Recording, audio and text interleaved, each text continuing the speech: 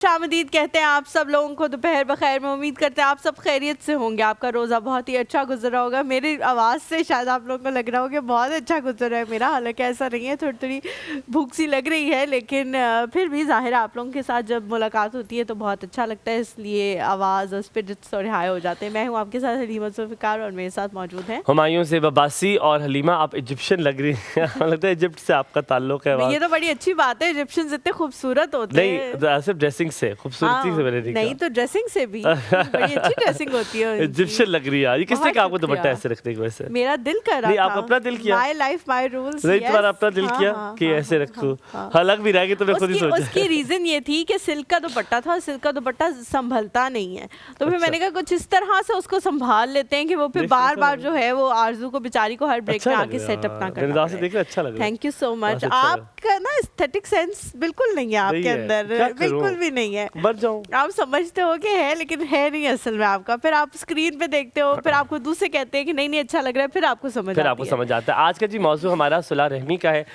सुलह रहमी में बहुत सारी चीज़ें जो हमें सबको पता है, और इसमें सेल्फ एक्चुअलाइजेशन वाले टॉपिक्स हमने रखे हैं कि जो चीज़ें हमें पहले से पता हो उसको दोबारा दोहराने से हमें याद आ जाती है कि ओ हमने तो ये भी करना था। जिसमें रिश्तेदारों के साथ सुलह रहमी है। यकीनन आपके रिश्तेदारों के साथ उतार चढ़ाव रहते हैं। वो कहते हैं जब दो बर्तन साथ में होते हैं तो वो दोनों बर्तन बहुत ज़ोर से खनकते भी हैं और कभी कभी टूट भी जाते हैं, लेकिन कोशिश ये करें कि वो बर्तन जो है वो टूटे हरगिज़ ना। क्यों? क्योंकि रिश्तेदारों के साथ आखिरी जो हद होती है, कहते हैं it should be a last resort. ये आखिरी मसले का हल होना चाहिए कि आप उनसे नाता तोड़ें।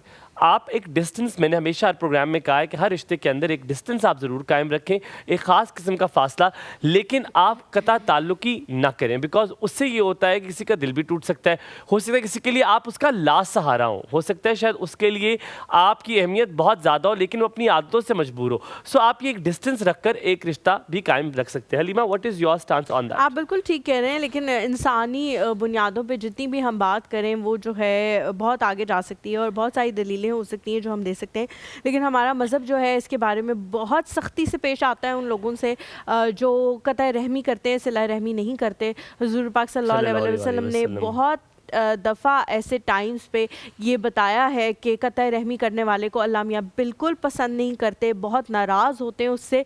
तो कोई भी इंसान आपकी ज़िंदगी में कैसा भी है, कितना भी बुरा है, आप सिर्फ इसलिए उसके साथ कतई रहमी ना करें कि ये मेरे अल्लाह ताला ने मुझे इसका हुक्म जो है वो नहीं दिया और मना किया। भी आता है कि आपको कुछ जो चार लोग हैं उनको अल्लाह ताला कुछ जो बड़ी बड़ी रातें होती है उस पर माफ़ नहीं करेगा, और जिसमें एक कीना है, एक में माँ बाप की नाफरमानी है, और एक उसमें अव्वल दर्जे में ये भी कि जो अपने रिश्तेदारों के साथ कदा ताल्लुकी करेगा उसको भी माफ़ नहीं किया जाएगा। बहुत सारे लोग जो हैं वो कहते हैं कि जी हम तो उनसे मिलना चाहते हैं और वो हमसे नहीं मिलना चाहते।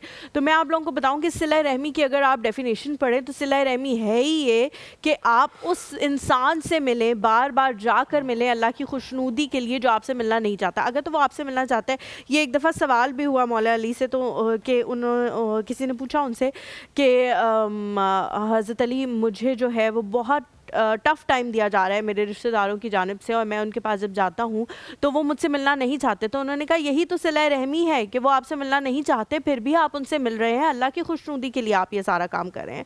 तो बहुत टाइम ऐसा होता है कि बहुत सारे लोग आपसे नहीं मिलना चाहते या आपसे नहीं कह रही कि आपके मुँह पर आके कह देते हैं कि नहीं मिलना चाहते, उनकी जो बॉडी लैंग्वेज होती है वो ऐसी होती है। लेकिन फिर वही बात कि आप उनसे डिस्टेंस मेंटेन रखें। ऐसा नहीं है कि आप उनके सर पर सवार रहें। अगर कोई नहीं चाह रहा है कि आप उनके आलीशान बंगले में जाएं, आजकल तो ये बहुत कॉम्प्लेक्सेस आ गए हैं कि हमारा बंगला बहुत आलीशान है और अब हमारे जो रिश्तेदार हैं उनका स्टेटस वो नहीं है जो अब हमारा स्टेटस है, तो वो हमारे घर ना आए।